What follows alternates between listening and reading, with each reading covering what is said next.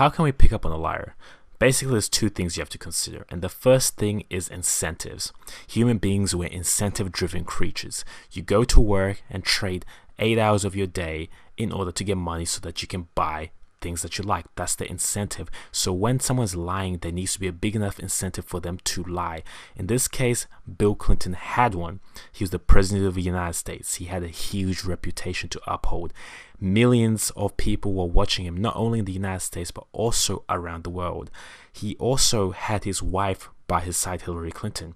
So if he told the truth about his relations with this intern, it would literally ruin him in terms of his relationship with his wife and his social standings. He wanted to save face, so lying, of course, seemed like the logical way to go about it. Most people would take this route. If they can get away with lying, they will lie unless they are a paragon of virtue. The second thing we have to look at when we're trying to uncover liars is to look at their body language and vocal tonality.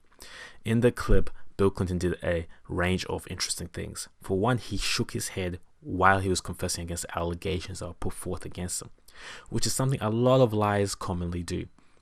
They shake their head because what they know to be truth, that they're lying, and what they're telling you is not congruent, it's not aligned. So the body shakes its head as kind of like a subconscious way to convey what they're thinking without them knowing it. Their body literally betrays them.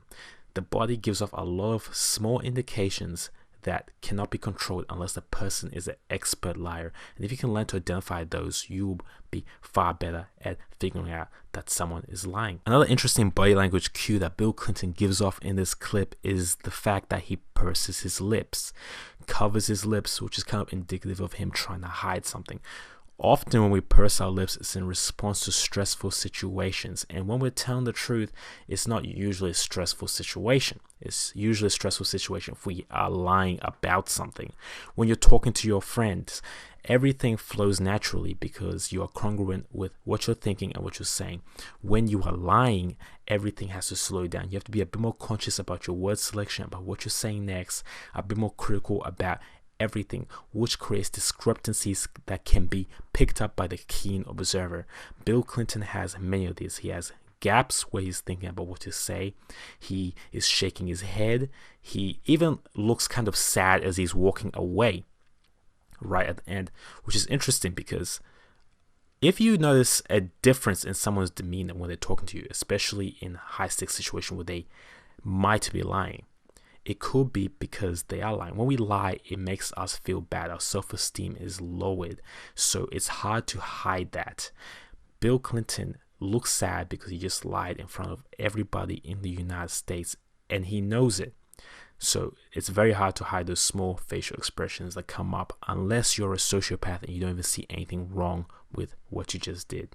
Perhaps one of the most notorious liars of all time is Lance Armstrong, and this video would not be complete if we didn't feature him. So I'm going to play this clip and I want you guys to use some of the tools that we discussed to see if you can pick up on the subtle cues of a liar. I'm talking about the head shaking, I'm talking about the pursing of the lips, I'm talking about lack of congruence between what he's saying and what he's probably thinking. So let's play the clip. Did you ever take banned substances to enhance your cycling performance? That did not happen. That did not happen? No, absolutely did not happen. Did you ever use any other banned substances like testosterone? No. Did you ever use blood transfusions to enhance your cycling performance? Absolutely not. You did not? Absolutely not. You were cheating? No. Before we begin any body language analysis, we have to look at the incentives that will lead to Lance Armstrong to lie. He was a celebrated athlete, right? A national hero who won all these medals and was an inspiration to so many people. So him admitting to doping kind of tarnishes his legacy. They removed his medals and people will always remember him as a cheater instead of a competitor. This fact alone would destroy his ego and destroy all the accomplishments that he's worked so hard to achieve. So that is a very big incentive for someone to lie. That is immense pressure for someone to put themselves in if they were to tell the truth. Lance's body language does not help him in the slightest bit. He goes over the telltale signs of lying that we talked about before, the pursed lips, the head shaking. He also has a range of micro expressions that he gives while responding to Oprah Winfrey's questions. Micro expressions being the little tiny, nuanced, subconscious influence expressions that we give off with our faces that we can't really control unless we're an expert liar. Now, Lance,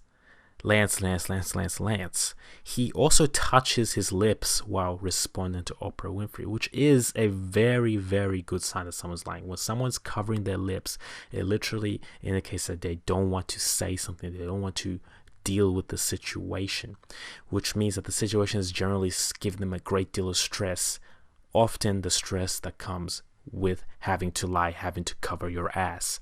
So Lance Armstrong is not a very good liar for people that are well versed in body language and picking up on micro expressions.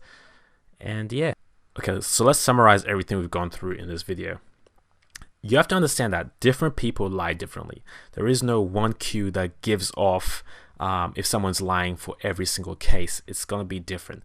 So what you have to do is you need to see if someone is using a range of these things we talked about, and also if their behavior seems a bit off, because people, we are very, very good at picking up on small subconscious things that might not be able to be seen on the conscious level, small micro expressions, things of that nature. So what you have to do is come in and remove your personal biases. Start off with a blank slate.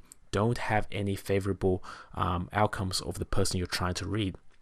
See the objective truth that's presented in front of you and work with that.